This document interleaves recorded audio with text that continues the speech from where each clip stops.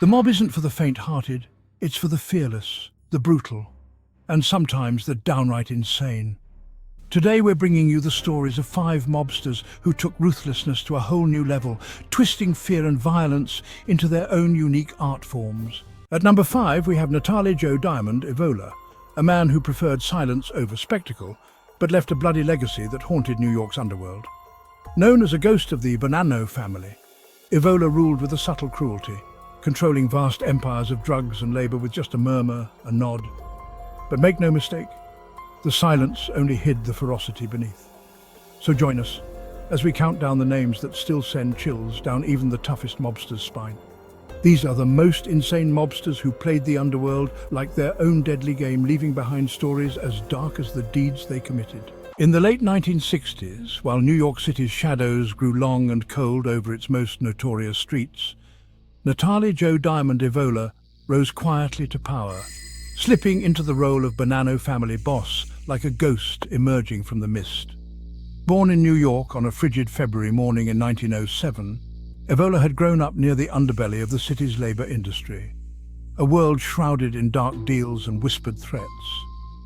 When he took the helm of the Bonanno crime family, however, he faced a fractured empire on the verge of implosion.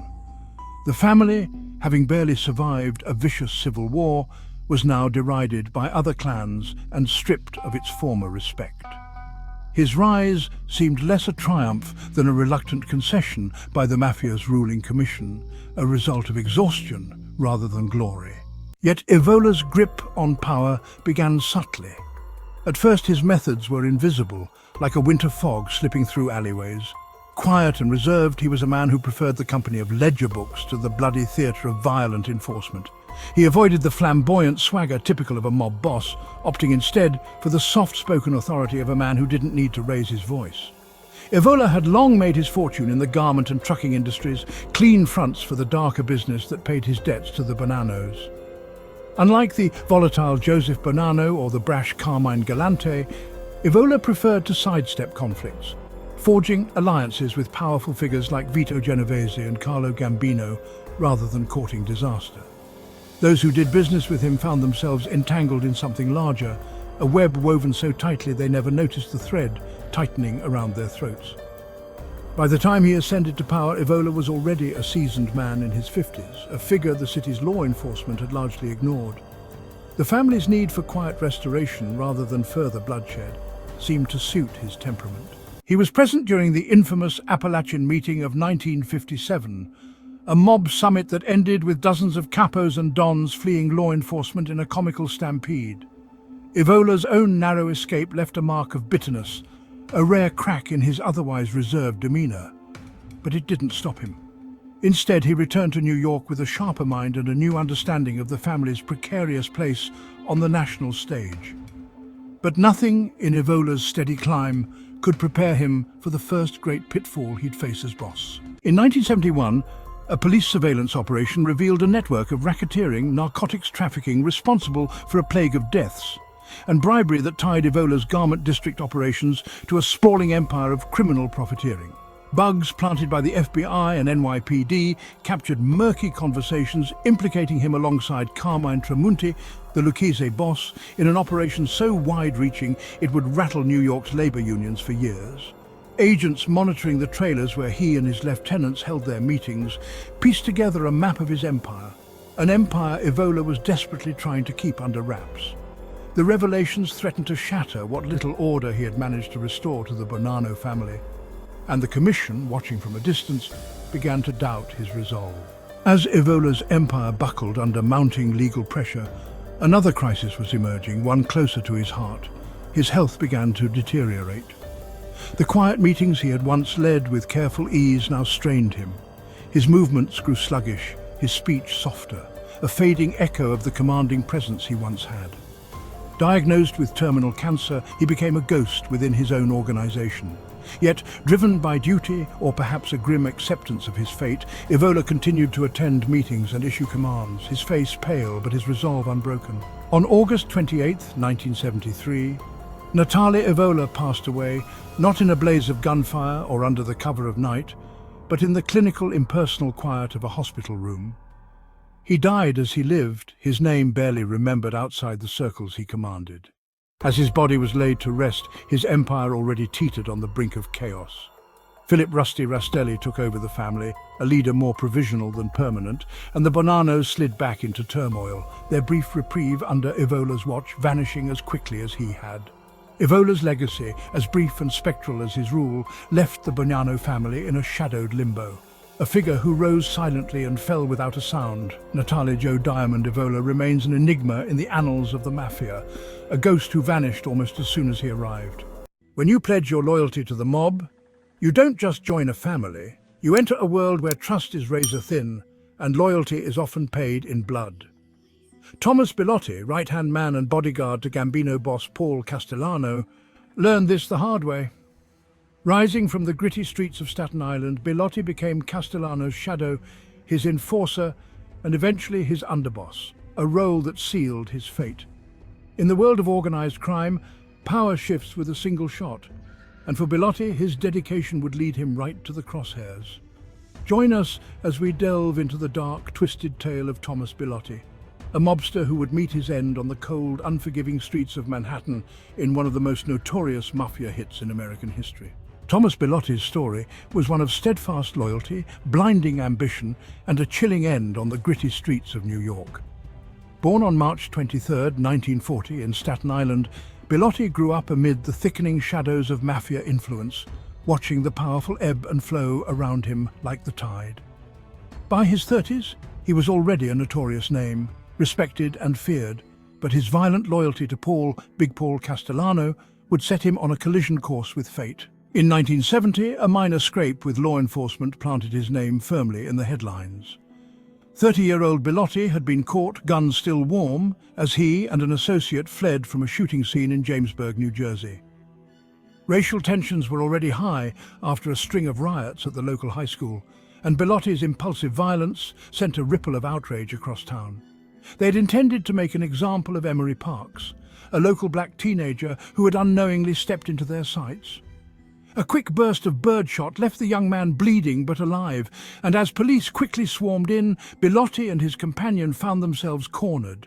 The charges, concealed weapons, illegal firearm possession, were only the first notes in the ominous symphony of his criminal career. Bilotti's rise in the Gambino family was fueled by an unwavering devotion to Castellano. His loyalty earned him the coveted role of Castellano's personal driver and bodyguard, a position that kept him close enough to taste power but always just beyond the reach of ultimate authority. While Castellano basked in the opulence of his Tot Hill mansion, Bilotti maintained a more modest home nearby, playing the role of both servant and sentinel. He became Castellano's shadow, managing security with Salvatore Barbato, and even vacationing alongside the boss in Pompano Beach, Florida. To outside eyes, he was an unyielding protector.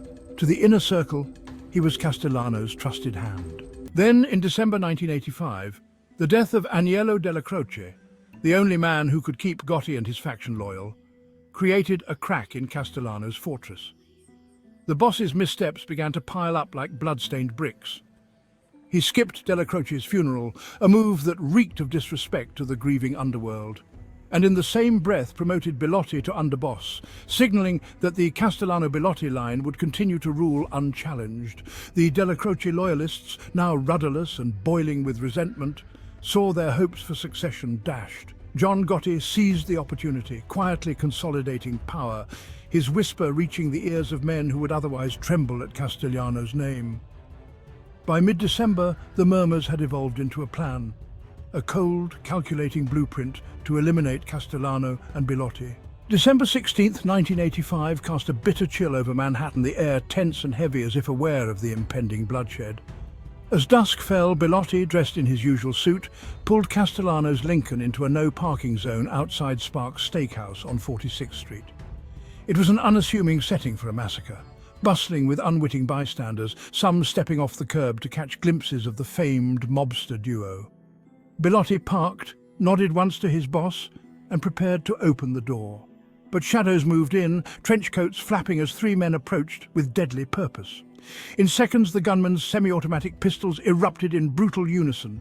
The first bullet shattered the quiet, and for Bilotti, Time splintered into fragments. He staggered as another shot punctured his chest, the heat spreading, numbing. He crumpled to the pavement, his fingers reaching, grasping at the air as if it held the life slipping away from him. Across the car, Castellano, caught off guard, fumbled toward the door, but the bullets claimed him too, painting the cold concrete a dark, unforgiving red. The echoes of gunfire faded, and as the assassins melted into the city's underbelly, the street resumed its rhythm. The sirens came later, and the newspapers the next morning blared their verdict. Castellano and his underboss were dead, felled by a plot woven within their own ranks. John Gotti rose like a phoenix from the carnage, his hand extended to Frank DeSico, naming him the new underboss. Bilotti, in his relentless devotion, had been reduced to a footnote in Gotti's ascent. Bilotti and Castellano's bodies were soon laid to rest at Moravian Cemetery in Staten Island, but their blood marked a turning point in the Gambino family. In life, Bilotti had been Castellano's shadow. In death, he became part of the echo of a fading regime, leaving behind only the red-streaked memory of loyalty met with betrayal in the heart of New York. Michael "Trigger" Mike Coppola was more than a gangster. He was a force of fear, a figure whose very presence would drain the blood from a man's face. His reign was a deadly dance of deceit, betrayal, and brutality, where a whisper from him could spell doom for anyone unlucky enough to cross his path. From the smoky dens of East Harlem to the hot streets of Miami, Coppola took what he wanted, spilling blood without a hint of remorse, ruling his empire with the lethal weight of a .38. Trigger Mike's story isn't just a tale of power. It's a nightmare written in the lives he destroyed and the rivals he annihilated. But as shadows grew long, the hunter would become the hunted. The dark, twisted life of Michael "Trigger" Mike Coppola reads like a crime novel only found in fiction, but his legacy is one of true and relentless violence. Emerging from the hard shadows of East Harlem, Coppola was no ordinary mobster. He was a product of a brutal time, molded by a ruthless will to power and a taste for blood that would turn even his closest allies into terrified whispers in the dark. His life was an endless pendulum swinging between influence and insatiable, unchecked brutality, with each step deeper into power leaving another corpse or ruined life in his wake. In 1929, Michael Coppola's name was already floating among those who ruled the underbelly of New York, but it was one night in particular that ensured no one would ever forget him. A Bronx banquet, packed with local mob figures and key political players, including one Judge Vitale, seemed like a harmless celebration, but the sudden hush, the glint of the barrel in Coppola's hand, and the gasps from terrified men caught by surprise in their tuxedos turned it into a heist that would haunt City Hall. The shots cracked like a whip through the hall as Coppola barked orders, making clear he was not simply another small-time thug. Gold watches, wallets, the expensive clinks of fine jewelry, everything was scooped up in a matter of minutes, leaving his victims scrambling to cover their shame in the aftermath. When rumors spread that one guest, John Zaki Savino, was found clutching a letter signed MC with incriminating details, it ignited a slow-burning scandal between politicians and mobsters. But Coppola didn't fear the exposure, he relished it. Within weeks, he controlled the Bronx and East Harlem rackets, while the retired Terra Nova faded and Coppola's word became law. The end of Coppola's reign began in 1946 when he ordered the slaying of Republican political organizer Joseph Scotoriggio, a man who dared support a rival politician, threatening to undo the web of corrupt influence Coppola had so carefully crafted. Scotoriggio's broken body found in East Harlem was a grisly reminder to anyone in politics that loyalty to Coppola wasn't optional. But Coppola's troubles were far from over. His wife Doris was named as a witness by the authorities. A grand jury summon awaited her, and detectives circled, sniffing around the edges of her loyalty, hoping to crack her story. As her appearance before the court loomed, Doris's silence grew as ominous as the whispers of her husband's wrath. Then a twist of fate, or perhaps of hand, ended her life. Doris died giving birth in a New York hospital under circumstances her friends would always question. A hospital visit turned fatal, leading to speculation that Trigger Mike orchestrated the event himself to ensure her silence. His closest confidants felt a palpable chill. If Coppola would cross his own wife, they realized no one was truly safe. Not one to fade into obscurity, Coppola doubled down on his ventures in gambling and vending machines, constructing an empire that covered New York and stretched all the way to Miami. By the 1950s, he operated out of Miami Beach, using his old friend Anthony "Fat" Tony Salerno to run operations on his behalf. Across his territories, vendors dared not place a machine without paying Coppola a hefty cut. If anyone questioned the system, they'd find themselves face down on the cold pavement, a bullet through their skull. He turned Miami into a vice-soaked paradise of hidden debts and ruined lives, with his lieutenants enforcing the laws of Trigger Mike. His control became absolute, but with his name on top of every illicit deal, it wasn't long before federal eyes turned toward him.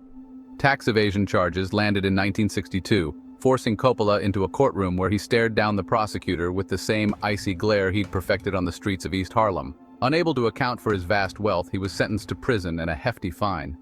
But prison was only a pit stop. Within 9 months, Coppola returned to the streets, his debts restructured, but his resolve hardened. He would hold power again, until the government claimed he owed nearly $1 million. A $400,000 settlement kept the wolves at bay. But the financial squeeze had taken its toll, and Coppola's iron grip on his empire was finally loosening. By the early 1960s, Michael Coppola was aging and his influence was slipping. Even his network of loyalists started murmuring doubts, questioning the decisions of the man who had once ruled with unstoppable brutality. He now walked through the back streets of Miami with a shadow of paranoia, every passing glance a threat, every hushed conversation another potential betrayal. Informants in the crime family circles began to offer authorities valuable glimpses into Coppola's dealings, planting seeds of suspicion among his own ranks. In 1963, when Mafia informant Joseph Bilotti named Coppola as a leading figure in the Mafia, it was more than a whisper in the underworld. It was an indictment of Coppola's reign. Cosa Nostra's walls were breached, and Coppola was now a man hunted. Once untouchable, his empire fractured, leaving him vulnerable as his criminal dealings crumbled under the glare of law enforcement. On October 1, 1966, Coppola's life ended quietly in his Miami Beach home. But his legacy was anything but peaceful. The lives he touched were shattered, his empire splintered, and his enemies celebrated a dark victory. As the underworld murmured of his passing, they did so with the grudging respect for a man who had ruled through violence and fear, a ruler who, even in death, cast a long, chilling shadow over New York's criminal empire. Joe Adonis was as deadly as he was dazzling, a mob prince with a silver tongue and a lethal touch. From the moment he stepped off the boat from Italy, he cloaked his ambition in smiles and set to work building an empire. Underneath the polished suits and glittering rings, he was a master of manipulation and violence, a man who moved between politicians and hitmen as easily as he strolled through his empire of rackets and casinos. Behind every handshake and soft-spoken threat, bodies stacked up in alleys and gambling dens across the country. But even kings of crime face a reckoning, and Adonis's descent was marked by betrayal, blood, and the relentless grip of justice. Tonight, we're diving into the life of a man who lived like royalty and died like a hunted beast, Joe Adonis, the dapper devil of the underworld. The origins of Joe Adonis were as murky as the seas he crossed to arrive in America. Born Giuseppe Antonio Dotto in a small Italian village, he crossed the Atlantic in 1909 with his mother and 3 brothers, rejoining his father in Brooklyn. Yet he wasn't Giuseppe for long. He played with names like cards, sifting through aliases, James Arosa, Joseph DeMio, before settling on Joe Adonis, a nod to a mythical figure prized for his beauty and ruthlessness.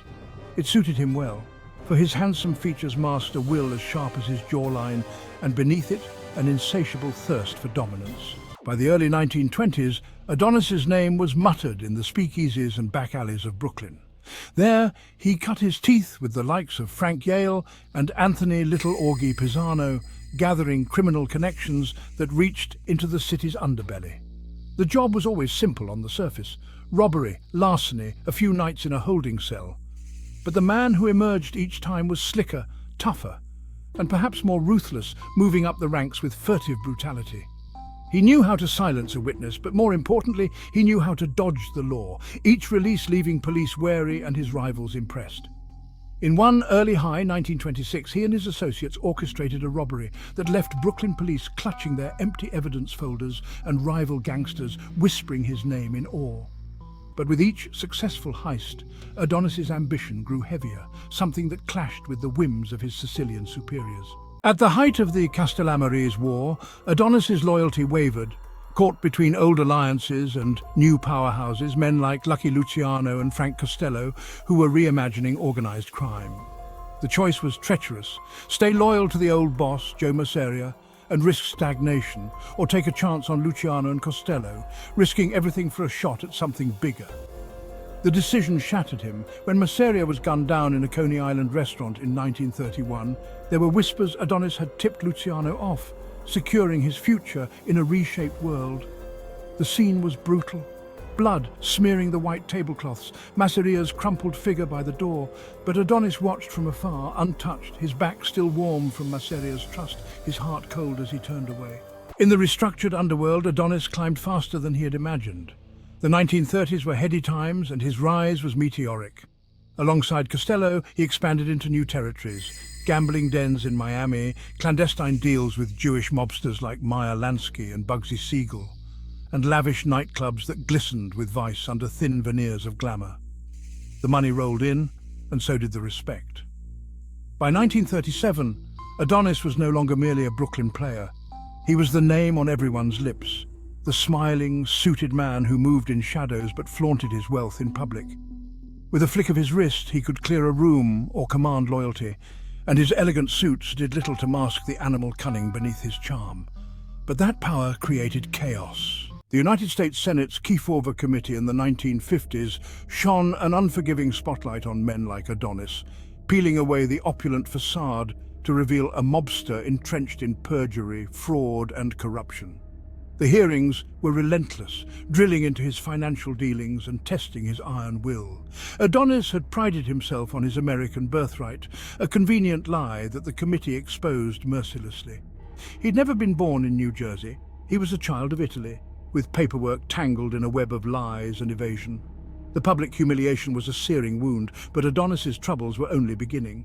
His deportation loomed, the walls closing in on him as government agencies clawed at his empire. He fought back with his usual ferocity, exhausting legal avenues, bribing where he could, cutting loose any ally who could no longer protect him. But the clock was ticking, and in 1956, Adonis, once a prince of the New York underworld, was forced onto a plane to Italy. The noise of the plane engines drowned out his protests, and the American mobster found himself once again in the foreign hills of his birthplace, stripped of his throne. In Italy, he was no longer the untouchable Adonis, but Giuseppe Dotto, a man haunted by the ghosts of his past.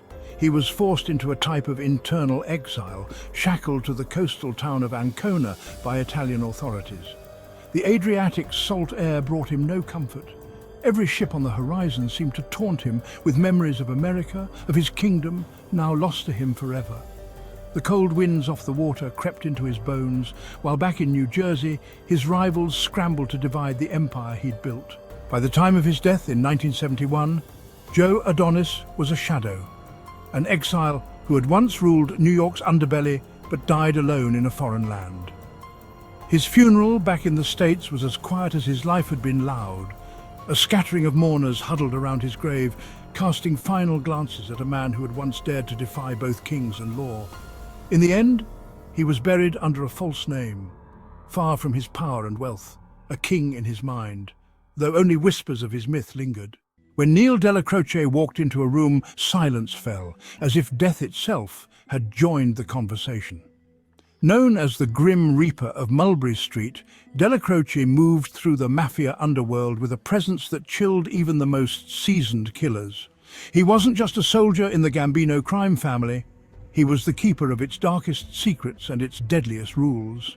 He learned his trade under the ruthless Albert Anastasia, mastering the art of quiet, calculated brutality and commanding an iron loyalty from his followers at the Ravenite Social Club. But loyalty to the Mafia is a pact with the devil, and even Della Croce's unbreakable silence couldn't hold back the tides of betrayal. When Paul Castellano, a businessman with no taste for blood, was named boss over Della Croce, the old-school mafioso took the insult personally. You're about to enter the world of Neil Della Croce, a man who made loyalty his weapon, betrayal his final act, and left behind a legacy as unforgiving as his stare. Born on March 15, 1914 in New York, Agnello Della Croce came into the world at a turbulent time, amidst a city where power was carved not only in boardrooms but on the streets. His earliest brushes with crime were more than mere whispers in back alleys. They were the first cuts of a blade he would sharpen for decades. At 16, after a botched robbery led to his conviction, the young Della Croce was sentenced to Elmira Reformatory. He arrived there a kid. He left a hardened young man armed with a newfound understanding of power. It didn't matter who struck the hardest, but who had the patience to plan and the nerve to act. By 1937, Della Croce's reputation preceded him. But when he landed himself in jail again for assault, it didn't seem like a misstep. It was another rung on a ladder that led to bigger, darker dealings. It wasn't long before he caught the eye of Albert Anastasia, a man both feared and respected in New York's criminal underworld. Under Anastasia, Della Croce didn't just become a player. He became a master at the art of intimidation and a keen strategist, one who would eventually hold sway over the Ravenite Social Club on Mulberry Street, the heartbeat of his operations. As he moved silently through the ranks, friends became enemies, and the line between loyalty and betrayal grew razor-thin. In 1957, the tide shifted in the Gambino family when Albert Anastasia was gunned down, leaving a fractured empire.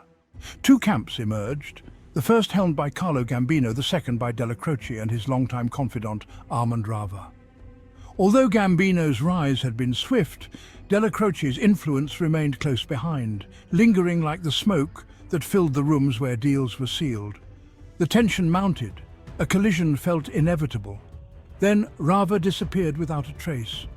Della Croce took the silent blow, his expression calm, his intentions masked. With Rava gone, Gambino's grip solidified and Della Croce accepted the mantle of underboss. Rising as underboss did not quench his faction's thirst for power, though Della Croce maintained his distance from open rebellion. The years passed, and while Gambino ruled, Della Croce cultivated his base at the Ravenite, maintaining an aura that attracted ambitious gangsters to his fold. The Ravenite became more than a club. It was a sanctuary for those who revered Della Croce's methods, those who craved a leader who respected tradition but would kill in an instant if the rules were ignored. Beneath its veneer of fraternity, though, ran a current of discontent, humming in whispers that lingered in every shadow. The first true fracture in Della Croce's loyalty came in 1976, when Carlo Gambino died. The natural course of succession should have placed Della Croce as boss, but Gambino had appointed his cousin Paul Castellano, a man whose business-first approach and disinterest in the old ways alienated the Ravenite loyalists.